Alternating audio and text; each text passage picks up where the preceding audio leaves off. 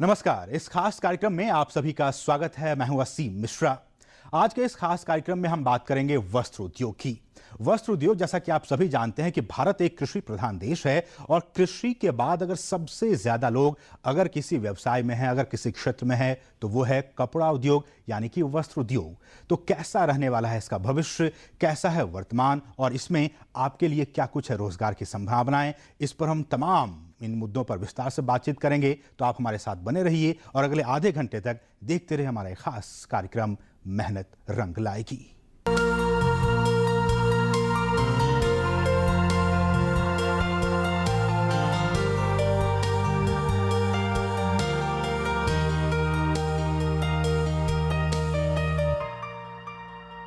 तो आइए शुरुआत करते हैं इस बात की जानकारी के साथ, आखिरकार जो ये वस्त्र उद्योग है उसमें क्या कुछ संभावनाएं हैं और खासकर इस बात को लेकर कि पिछले दिनों सरकार ने 6,000 करोड़ रुपए का निवेश करने का इसमें प्रस्ताव रखा है। चूंकि मेक इन इंडिया के तहत सरकार की यह कोशिश है कि खासकर जो गारमेंट सेक्टर है, ये जो हमारा वस्त्र उद्योग है, उसमें काफी निवेश हो और साथ ही साथ इसकी जो प्रोडक्टिविटी है वो बढ़े और इसके बाद निर्यात में जो है वो वृद्धि हो सके, ताकि जो देश में जो विदेशी पूंजी का भंडार है उसमें भी बढ़ोतरी हो सके। तो आखिरकार ये क्या है सेक्टर, गारमेंट सेक्टर, आज उस पर एक खास निगाह डालते हैं।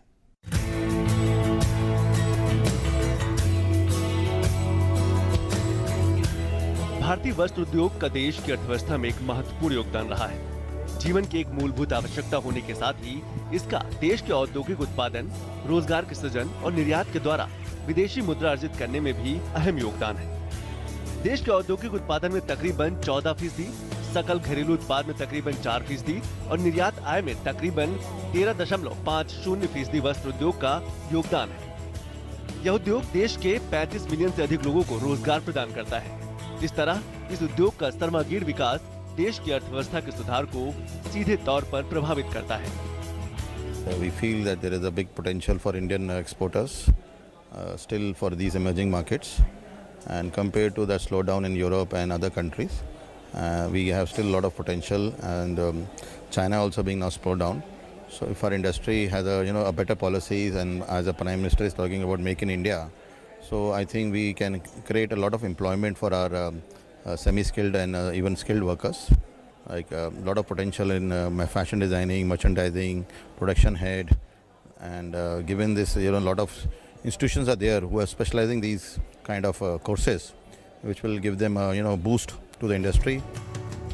पिछले कुछ समय से सरकार द्वारा नीतिगत उपाय शुरू किए जाने की वजह से वस्त्र उद्योग पिछले 6 दशक के मुकाबले आज कहीं ज्यादा मजबूत स्थिति में है। आज ये उद्योग 8 से 9% की दर से आगे बढ़ रहा है। घरेलू अर्थव्यवस्था, कपास उत्पादन में बढ़ोतरी और अनुकूल वस्त्र नीति के कारण इस क्षेत्र के विकास में काफी तेजी आई है। वस्त्र उत्पादन और निवेश में लगातार बढ़ोतरी से इस उद्योग का विकास काफी तेज गति से हो रहा है। इस समय गारमेंट सेक्टर दोबारा से इंक्रीज हो रहा है। पहले अभी पीछे बहुत प्रॉब्लम थी, उसमें इतना लोगों की फैक्ट्रियां वगैरह बंद हो रही थी। अब इस साल बायर्स ने काफ़ी अच्छा रिस्पांस दिया है, तो उससे दोबारा से गारमेंट सेक्टर फिर से इंक्रीज हो रहा है। बायर्स आ रहे हैं, लोगों को धंधा मिल रहा है। दरअसल कपड़ा उद्योग भारतीय अर्थव्यवस्था की रीढ़ है। ये उद्योग काफी विभाजित और विविध है। इसमें एक ओर जहां हस्त कताई वाला क्षेत्र है, तो वहीं दूसरी ओर आधुनिक तकनीक वाला मिल क्षेत्र है। इस क्षेत्र में लघु उद्योगों का काफी वर्चस्व है।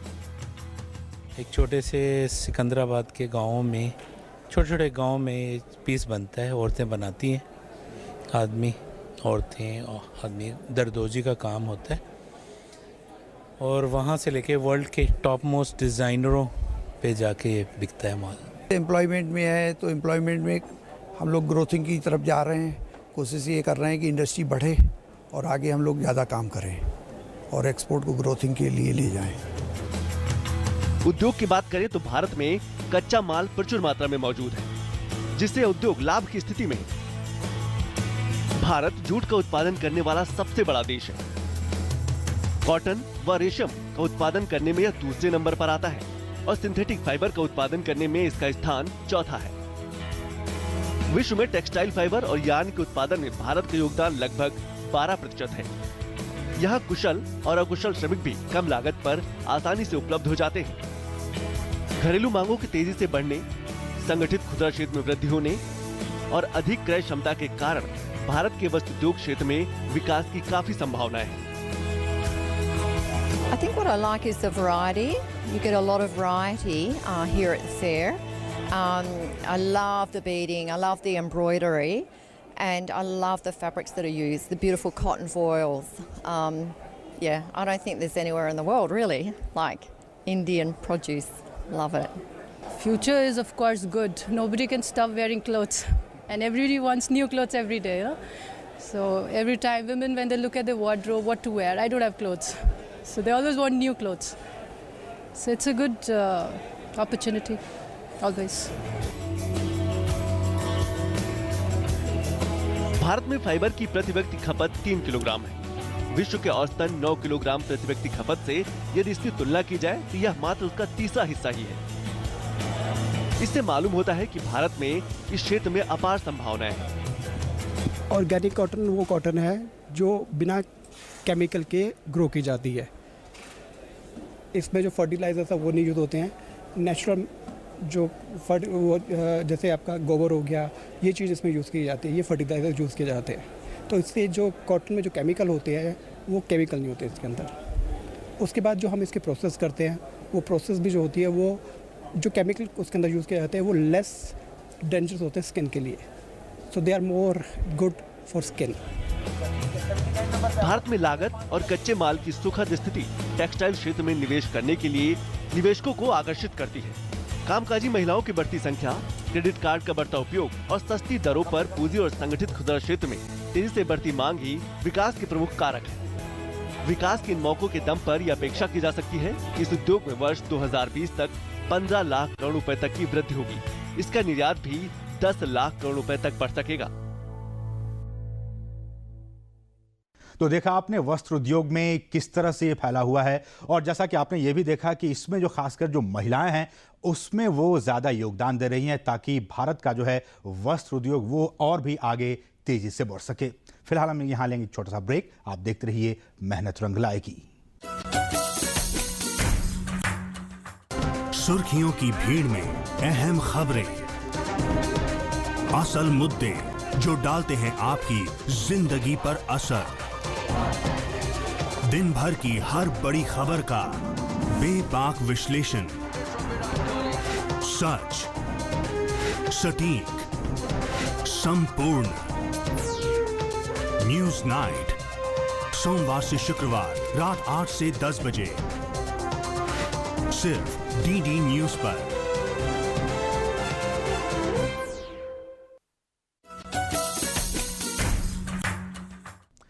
और ब्रेक के बाद आपका फिर से स्वागत है। आप देख रहे हैं हमारा खास कार्यक्रम मेहनत रंग लाएगी। और जैसा कि आप सभी जानते हैं कि हमारा जो ये कार्यक्रम है उसका मुख्य मकसद ये है कि हम आपको वो बताएं, उन क्षेत्रों के बारे में बताएं जिनमें बहुत सारी संभावनाएं हैं आपके रोजगार के लिए।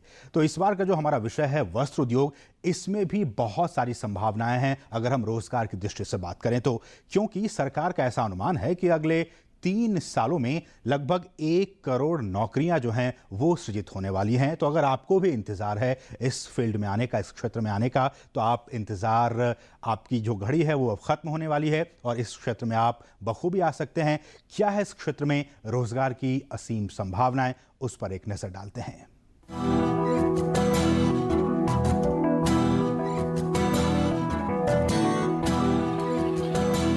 देश में रोजगार के मौके बढ़ाने और मेक इन इंडिया पहल को जमीन पर उतारने की अपनी प्रतिबद्धता के मुताबिक ही सरकार ने पिछले दिनों वस्त्र एवं परिधान क्षेत्र के लिए एक खास पैकेज की घोषणा की। इस पैकेज का लक्ष्य है क्षेत्र के लिए रोजगार तैयार करना और निर्यात को बढ़ावा देना। वस्त्र एवं परिधान उद्योग के वैश्विक रुझान और परिदृश्य की बात करें तो इसमें भारत के लिए एक अवसर है। इस समय वैश्विक स्तर पर यह उद्योग चीन से अपना आधार हटा रहा है। इस तरह दुनिया के दूसरे देशों के लिए 280 अरब डॉलर से अधिक के इस कारोबार की संभावनाएं और भी मजबूत हो रही हैं। तैयार परिधान के क्षेत्र में यह बदलाव पहले ही आकार लेने लगा है और कपड़ों और धागों के उत्पादन के क्षेत्र में भी इसका अनुमान लगाया जा सकता है। यह उद्योग तमाम श्रमिकों को तेजी से रोजगार प्रदान कर सकता है। गारमेंट एक ऐसी फील्ड है जो बहुत ही एक ऐसी फील्ड है जिसका कोई एंड नहीं है। तो दो चीज़ें बड़ी ध्यान रखनी है इसमें जो भी इस फील्ड में आना चाहता है। पहली तो ये कि धीरज रखने की ज़रूरत है, पेशेंस रखने की ज़रूरत है। बिकॉज पीपल थिंक कि ओवरनाइट रिचेस हो जाएंगे या बिना मेहनत के सब कुछ मिल जाएगा, तो वो नहीं होने वाला। इनफैक्ट दूसरी फील्ड्स के मुकाबले ज़्यादा मेहनत वाली ही फील्ड है ये। बहुत ही ज़्यादा हैंड्स ऑन अप्रोच चाहिए, बहुत ही ज़्यादा परसिस्टेंस चाहिए और बहुत ही ज़्यादा क्रिएटिविटी चाहिए है। बहुत ही वास्ट है गारमेंट में, किड्स वेयर भी है, मेंस वेयर भी, वुमेंस वेयर तो खैर बहुत ही बड़ा है। उसमें भी हमारी एथनिक कैटेगरी है, वेस्टर्न कैटेगरी है। तो जो भी आना चाहें, मुझे लगता है कि वो पहले अपनी एक्सपर्टीज़ बनाएं। जैसे हम लोग अपनी एक्सपर्टीज़ अपना वेस्टर्न वेयर और इंडियन में दोनों में बना रहे हैं। प्लस हमारे फैब्रिक्स में हम लोग एक्सपर्ट्स हैं। आज हम पॉलिएस्टर की बात करें या इवन हम कॉटन्स में भी तो हमें पता है कि हम इस लाइन में एक्सपर्ट हैं। तो अपना आपको थोड़ा स्पेशलाइज करना पड़ेगा, मुझे लगता है। ये बात अहम है क्योंकि करीब 18 करोड़ भारतीय इस दशक के दौरान ही देश की श्रम शक्ति में शामिल हो रहे हैं। इससे विकास की पहुंच ग्रामीण इलाकों तक होगी और शहरी क्षेत्रों पर से दबाव कम होगा। अगर उद्योग जगत नफा नुकसान के बीच की वृद्धि हासिल कर लेता है तो हम उम्मीद करते हैं कि सन 2025 तक 5 करोड़ रोजगार और तैयार होंगे। इसमें 3.5 से 4 करोड़ रोजगार महिलाओं के लिए होंगे। यह देखते हुए कि यह क्षेत्र कृषि के बाद पहले ही देश का दूसरा सबसे बड़ा रोजगार प्रदान करने वाला उद्योग है, तो ये कहा जा सकता है कि सरकार का कदम एकदम सही दिशा में है। चाइना में लेबर महंगी है पर कपड़ा इंडिया से सस्ता है, तो कुछ तो गवर्नमेंट ऐसा कर ही रही है कि वहाँ पे महंगी लेबर होने के बावजूद फैब्रिक को सस्ता प्रोड्यूस कर पा रहे हैं। तो या तो वो टेक्नोलॉजी है या गवर्नमेंट सपोर्ट है या गवर्नमेंट सब्सिडी है, तो वो उस तरह की टेक्नोलॉजी इंपोर्ट ड्यूटी घटनी चाहिए जो मशीन्स आती हैं चाइना से या कहीं और से, जो आपका एक तरह का सब्सिडाइज कहें या जो जहाँ पे टैक्स रिबेट्स देनी है ऐसी रॉ मटेरियल इंडस्ट्रीज़ को, वो मिलनी चाहिए कि हम चाइना के साथ कम्पीट कर सकें। जब इस इंडस्ट्री को जब आप सपोर्ट करेंगे और वो एक सस्ता माल प्रोड्यूस कर पाएंगे, तो जो अर्निंग्स होंगी वो इंडस्ट्री भी अपनी क्रिएटिविटी में उसको प्लॉ बैक कर सकती है। प्रधानमंत्री नरेंद्र मोदी की अध्यक्षता में केंद्रीय मंत्रिमंडल ने आने वाले 3 सालों में वस्त्र एवं परिधान उद्योग में 1 करोड़ नौकरियों का सृजन करने के लिए सुधार पैकेज की घोषणा की है। इस पैकेज में कुछ उपाय शामिल हैं जो श्रमिकों के अनुकूल हैं और रोजगार सृजन, बड़ी अर्थव्यवस्थाओं तथा निर्यात को बढ़ावा देंगे। अधिकांश नई नौकरियां महिलाओं को मिलने की संभावना है क्योंकि परिधान उद्योग लगभग 70% महिलाओं को रोजगार प्रदान करता है। इस प्रकार यह पैकेज महिला सशक्तिकरण के माध्यम से सामाजिक परिवर्तन में सहायक होगा। ये जो हमारी गारमेंट इंडस्ट्री है, ये सबसे ज़्यादा जो नौकरियां प्रदान करती है आफ्टर एग्रीकल्चर। इसके ऊपर जो हमारा सरकार ने अब ध्यान दिया है, उसके लिए मैं उनको बहुत धन्यवाद करता हूँ जिन्होंने 6,500 करोड़ का पैकेज दिया है। उसके अंदर मुझे उम्मीद है कि अगले 2-2.5 साल के अंदर, 3 साल के अंदर डेफिनेटली 1 करोड़ लोगों को नौकरी मिलेगी, जिसमें 70 लाख वुमेन्स होंगी। हमारी इंडस्ट्री में ज़्यादा वुमेन्स काम करती हैं। घोषित किए गए पैकेज में कर्मचारी भविष्य निधि योजना में सुधार, भारत सरकार 15,000 रुपए प्रति माह से कम आय वाले परिधान उद्योग के नए कर्मचारियों को प्रथम 3 वर्षों के लिए कर्मचारी भविष्य निधि योजना के नियोक्ता अंशदान का समग्र 12% वहन करेगी। ईपीएफ 15,000 रुपए प्रति माह से कम आय वाले कर्मचारियों के लिए वैकल्पिक बनाया जाएगा। इससे कामगारों के हाथ में और पैसे आएंगे तथा औपचारिक क्षेत्र में रोजगार संवर्धन भी होगा। ओवर टाइम सीमा में वृद्धि करना, कामगारों के लिए ओवर टाइम घंटे प्रति सप्ताह 8 घंटे से अधिक नहीं होगा। इससे कामगारों की आय में वृद्धि होगी। निर्धारित अवधि रोजगार की शुरुआत, उद्योग की मौसमी प्रकृति को देखते हुए परिधान क्षेत्र के लिए निर्धारित अवधि रोजगार की शुरुआत की जाएगी। कार्य के घंटों, मजदूरी, भत्ते और अन्य सामाजिक देवताओं के संबंध में एक निर्धारित अवधि कामगार को स्थायी कामगार के बराबर समझा जाएगा। देश के उद्यमियों को तकनीक नवाचार के क्षेत्र में न केवल धन लगाना होगा बल्कि मानव संसाधन का भी प्रयोग करना होगा। ऐसा करने से नित्य बदलते बाजार का मुकाबला करना आसान होगा। समूचे उद्योग को आगे ले जाना और लाखों की संख्या में रोजगार तैयार करना आसान नहीं है, परंतु ये काम किया जा सकता है। इसके लिए महत्वाकांक्षा, इच्छा शक्ति और दृढ़ता की आवश्यकता होगी।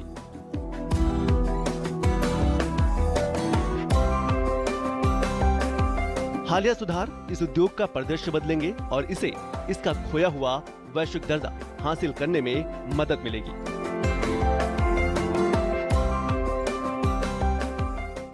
तो देखा आपने कि किस तरह से इस क्षेत्र में, खासकर वस्त्र उद्योग के क्षेत्र में, आपके लिए रोजगार की काफी संभावनाएं हैं।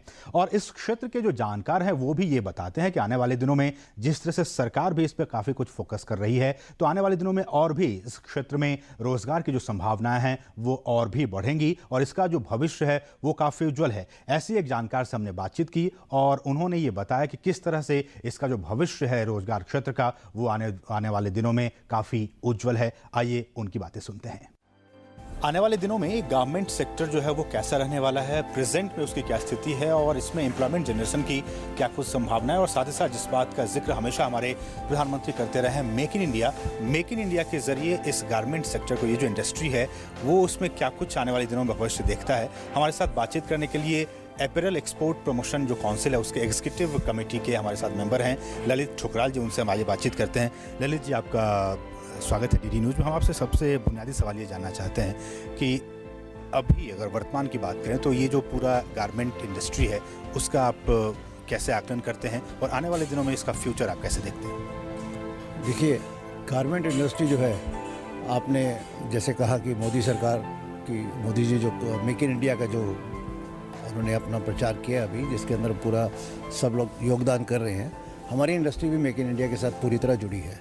3 साल के अंदर हम 1 करोड़ नौकरियों का और प्रावधान होगा, क्योंकि हमें जो सरकार ने पैकेज दिया है उसके अंदर उन्होंने हर तरह की सहूलियत दी है हमें, और हमारे यहाँ नई से नई लोग फैक्ट्रियाँ लगाएंगे, नई सुविधाएं मिल रही हैं, प्रोविडेंट फंड में सुविधाएं मिल रही हैं। गवर्नमेंट की तरफ से इसमें क्या कुछ इनिशिएट आपको लगता है कि लेना चाहिए ताकि ये जो पूरा इंडस्ट्री है, ये जो पूरा सेक्टर है, उसमें और भी जो है विकास हो सके?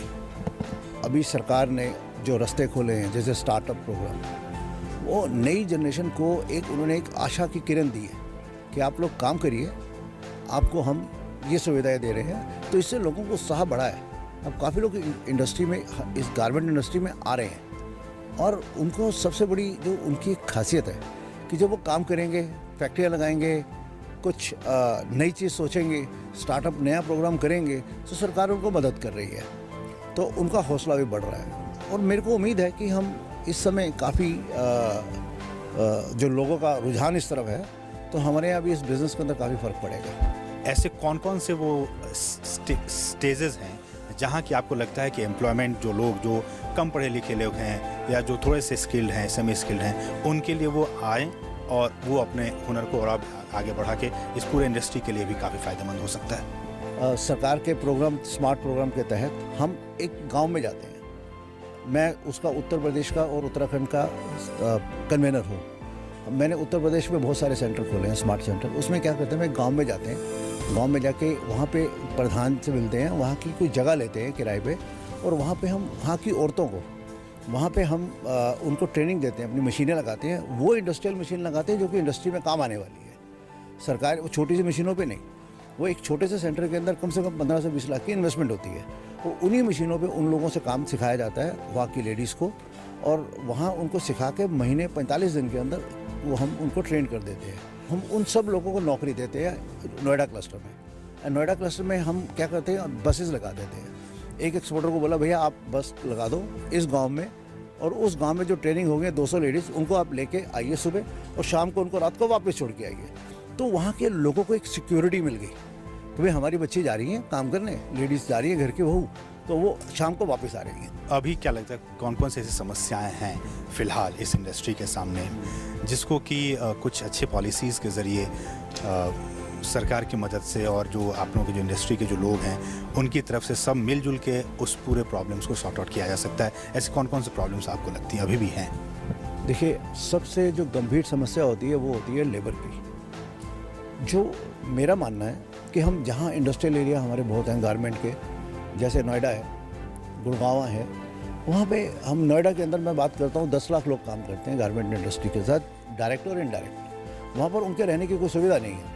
वो गाँवों में जब किराए में रहते हैं, एक कमरे के अंदर छोटा सा मकान लेके, एक कमरे में 6-6, 8-8 आदमी रहते हैं। उनके रहने की सुविधाएँ नहीं है, वहाँ हेल्दी सिस्टम नहीं है। अगर सरकार जहाँ इंडस्ट्रियल एरिया है वहाँ पे कुछ अलग से लेबर के रहने के लिए कुछ जगह बनाए, जहाँ पे एक कमरे में 3 आदमी रहे या 4 आदमी रहे, तो उनको सुविधाएं हों, वहाँ पे मल्टी स्टोरी बिल्डिंग बन जाए जिसके अंदर सिर्फ लेबर के लिए करें, तो उससे हमारी लेबर को सुविधाएं मिलेंगी और उससे हमारी काफ़ी बड़ी समस्या समाधान होगा। ओवरऑल जो इसका एक्सपोर्ट का जो सिस्टम है सारा इस पूरे गारमेंट इंडस्ट्री का, बायर्स जो हैं वो मैं देख रहा हूँ कि यूरोप से भी हैं, ऑस्ट्रेलिया से हैं, यूएस से आ रहे हैं लोग, इसको किस तरह से और भी आगे बढ़ाया जाए और जो स्टार्टअप, जो नए नए यंग जो लोग हैं जो इस फील्ड में आना चाहते हैं, इस पूरे इंडस्ट्री में, इस सेक्टर में आना चाहते हैं, कैसे आएँ, उनके लिए क्या कुछ चैनल है, क्या रास्ते हैं ताकि वो इसमें आए, उनमें क्या कुछ हुनर होने चाहिए? देखिए, मैं आपसे बताऊं, ये जो हमारा इंडिया इंटरनेशनल गारमेंट फेयर जो अब चल रहा है, जहाँ पे आप मुझसे बात कर रहे हैं, ये एक ऐसा एक प्लेटफॉर्म है। यहाँ पे नए स्टार्टअप, जैसे कोई बच्चा अभी ट्रेनिंग करके आया है, निफ्ट से पढ़ के आया है, उसको अभी अपना आगे अपना करियर बनाना है, वो या तो वो जाएगा सूट लहंगे बनाएगा जाके, या वो कहता है नहीं मुझे और बड़ा काम करना है, उसकी विज़न बड़ा है उसका, तो वो यहाँ आएगा, एक 9 स्क्वायर मीटर का स्टॉल लेगा, 50,000 रुपये का स्टॉल लेगा, डिस्प्ले करेगा, उसको अंडर वन रूफ 110 कंट्री से लोग आते हैं यहाँ माल खरीदने के लिए। वो आते हैं, उनमें से अगर 2 आदमी की भी नज़र उस पर पड़ गई तो वो 2 साल के अंदर कहाँ से कहाँ पहुँच जाएगा, उसका हुनर जो है वो सामने आ जाएगा, ठीक है नहीं? तो उसको एक चांस मिला, स्टार्टअप वाला भी यहाँ पे आके काम कर सकते हैं। और इस एग्जीबिशन के अंदर ऐसे स्टोर आते हैं जिनकी बाइंग जो है 200 बिलियन की है, 200 million, 300 million, 500 million, 1500 million dollar की। सो इस तरह से है। और छोटे बुटीक वाले भी आते हैं कि जो 100 पीस भी लेते हैं, 500 पीस भी लेते हैं। आने वाले दिनों में कैसा भविष्य देखते हैं इस पूरे इंडस्ट्री का, इस पूरे सेक्टर का? देखिए, हमारी इंडस्ट्री जो है ना पिछले कई महीनों से बड़ी 30 to 40% डाउन थी, जो अब कुछ उभरती नज़र आ रही है। और इस गारमेंट फेयर के अंदर हमने जो कलर है वो फुशिया रखा है, हैप्पीनेस। और आज पहली बार ऐसा हुआ है कि हमारे इस फेयर में 250 नए बायर आए हैं, जो पहली बार हिंदुस्तान में आए हैं। हमने जो बिज़नेस प्रमोशन करी है उसके अंदर हमने ये ध्यान रखा कि हम नए से नए बायरों को लेके आए। और कुछ दूसरी कंट्रीज़ में इंडिया का फैशन जो है ना, रुझान उनका वापस इंडिया की तरफ हो रहा है, तो सब लोगों को रुझान यहाँ आया, तो मुझे उम्मीद है कि यहाँ काम बहुत बढ़िया होगा अभी आगे। ये जो 30% जो हमारा 6-7% का जो डाउनफॉल आया है, ये मैं अगले 2-3 महीने में उम्मीद करता हूँ कि कवर हो जाएगा और हम इसके डबल रहेंगे। सर, जैसे कि मोदी गवर्नमेंट ने कहा है कि एक्सपोर्ट को 30 बिलियन तक हमको पहुंचाना है अगले 3 सालों में, अभी तक सिर्फ हम 18 बिलियन तक ही पहुंच पाए हैं। इस टारगेट को जो कि सरकार ने देखा है, उसको कैसे आप फुलफिल कर पाएंगे, आपकी इंडस्ट्री कैसे फुलफिल कर पाएगी? जो हमारे छोटे एक्सपोर्टर हैं, स्मॉल एक्सपोर्टर, 2 करोड़ के, 5 करोड़ के, 10 करोड़ के एक्सपोर्ट करने वाले, उनकी संख्या बहुत ज़्यादा है। मेरी सरकार से ये अनुरोध है कि जो स्मॉल एक्सपोर्टर्स हैं उनको इतनी सपोर्ट करें कि हर आदमी 2 करोड़ वाले को टारगेट दे कि 3 साल के अंदर को 4 करोड़ की करनी है, 4 करोड़ वाले को 8 करोड़ की करनी है, 10 करोड़ वाले को 20 करोड़ की करनी है, 20 करोड़ वाले को 40 करोड़ की करनी है। अगर ऐसा करेंगे, अगर उनको सुविधाएं मिलेंगी, तो मैं 30 बिलियन की बात तो गारंटी नहीं लेता, मैं 50 बिलियन की बात करता हूँ कि 3-4 साल में पहुँच जाएगी। थैंक यू सर, थैंक्स, आपने समय निकाला डीडी न्यूज़ के लिए, बहुत बहुत शुक्रिया।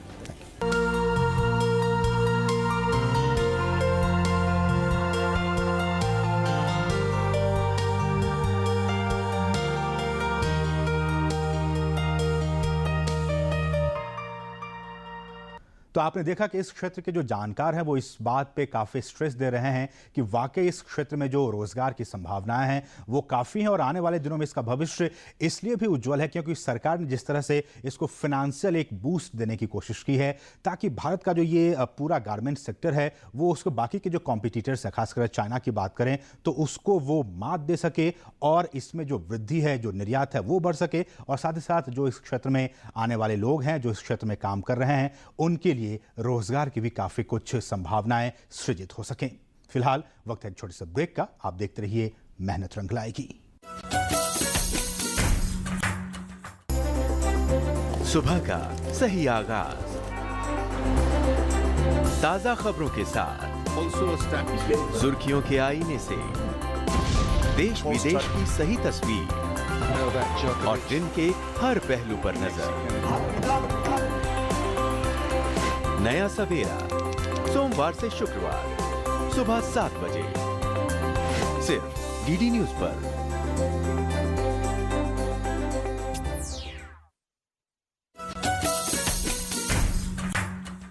और ब्रेक के बाद आपका फिर से स्वागत है। आप देख रहे हैं हमारा खास कार्यक्रम मेहनत रंग लाएगी और अब वक्त हो गया है ये जानने का कि इस हफ्ते आपके लिए रोजगार समाचार में क्या कुछ है खास। आइए उस पर एक निगाह डालते हैं।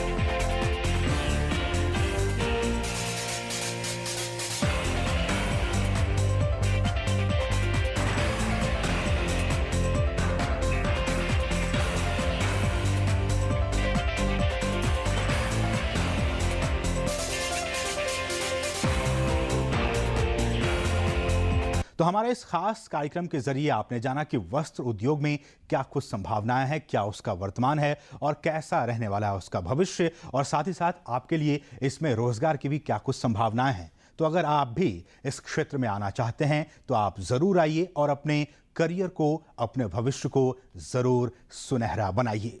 तो हमारे इस खास कार्यक्रम में फिलहाल इतना ही। हमें और हमारी पूरी टीम को दीजिए अनुमति। नमस्कार।